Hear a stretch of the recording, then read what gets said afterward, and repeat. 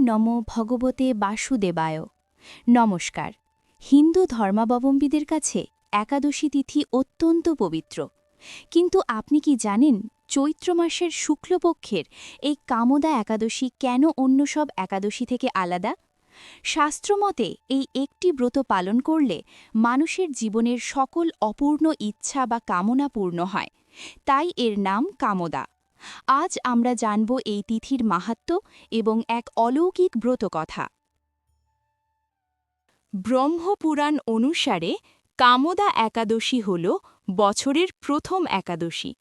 এই ব্রত এতটাই শক্তিশালী যে এটি পালন করলে ব্রহ্ম হত্যার মতো মহাপাতক থেকেও মুক্তি পাওয়া যায়। এমনকি কোনো অভিশাপের কবলে পড়লে এই পুণ্য প্রভাবে সেই অভিশাপও খণ্ডন করা সম্ভব। ভক্তি ভরে এই ব্রত করলে পরলোকে মোক্ষ লাভ হয়। প্রাচীনকালে রত্নপুর নামে এক সমৃদ্ধ রাজ্য ছিল। সেখানে গন্ধর্ব ললিত এবং তার স্ত্রী ললিতা সুখে বসবাস করতেন। ললিত ছিলেন রাজার সভার প্রধান গায়ক। একদিন গান গাওয়ার সময় ললিত তার সুন্দরী স্ত্রীর কথা ভেবে অন্যমনস্ক হয়ে পড়েন এবং সুর ভুল করে ফেলেন। রাজা পুণ্ডরিক এতে প্রচণ্ড ক্ষুব্ধ হলেন। তিনি ললিতকে অভিশাপ দিয়ে বললেন, রে কামাতুর, তুই আমার সভায় গান গাওয়ার সময় চ্যুত হয়েছিস, তাই তুই এখনই এক ভয়ানক নরখাদক রাক্ষসে পরিণত হবি। মুহূর্তের মধ্যে ললিতের সেই দিব্যরূপ হারিয়ে গেল। তার শরীর বিশাল ও কুৎসিত হয়ে উঠল। নিজের স্বামীর এই দশা দেখে ললিতা কান্নায় ভেঙে পড়লেন। তিনি স্বামীকে নিয়ে বনে বনে ঘুরতে লাগলেন এবং উদ্ধারের পথ খুঁজতে থাকলেন। অবশেষে তিনি বিন্ধ্য পর্বতে ঋষ্যশৃঙ্গ মুনির আশ্রমে পৌঁছালেন। ঋষি ললিতার সব কথা শুনে দয়াপরবশ হয়ে বললেন, হে ললিতা, চৈত্র শুক্লপক্ষের কামদা একাদশী আসছে। তুমি নিষ্ঠার সাথে এই ব্রত পালন করো এবং সেই পুণ্য তোমার স্বামীকে অর্পণ করো। ললিতা তাই করলেন। একাদশীর দিন উপবাস থেকে দ্বাদশীর দিন তিনি ভগবানের কাছে প্রার্থনা করলেন, হে প্রভু, আমার ব্রতের ফল যেন আমার স্বামীকে রাক্ষস দেহ থেকে মুক্ত করে।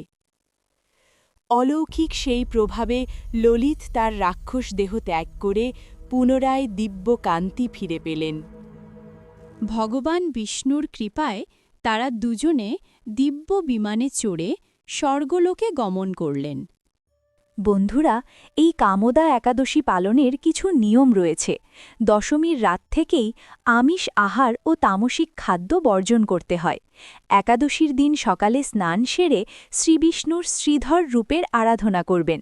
সারাদিন হরিনাম সংকীর্তন ও ওং নমো ভগবতে বাসুদেবায় মন্ত্র জপ করা অতি উত্তম। মনে রাখবেন, এই দিন চাল, ডাল বা শস্য জাতীয় কোনো খাবার গ্রহণ করা নিষিদ্ধ। এ বছর অর্থাৎ 2026 সালে কামদা একাদশী পালিত হবে 29শে মার্চ রবিবার। একাদশী তিথি শুরু হবে 28শে মার্চ সকাল 08:45 এবং শেষ হবে 29শে মার্চ সকাল 07:46। যারা ব্রত পালন করবেন তাদের জন্য পালনের সময় হল 30শে মার্চ সোমবার সকাল 05:31 থেকে 07:38 মধ্যে।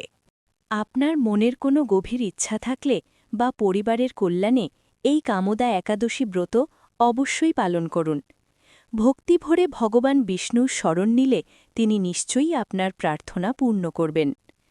ভিডিওটি ভালো লাগলে লাইক দিন এবং আপনার প্রিয়জনদের সাথে শেয়ার করে এই মাহাত্ম্য ছড়িয়ে দিন। কমেন্টে লিখুন, জয় শ্রীকৃষ্ণ। পরবর্তী একাদশীর আপডেট পেতে সাবস্ক্রাইব করে রাখুন।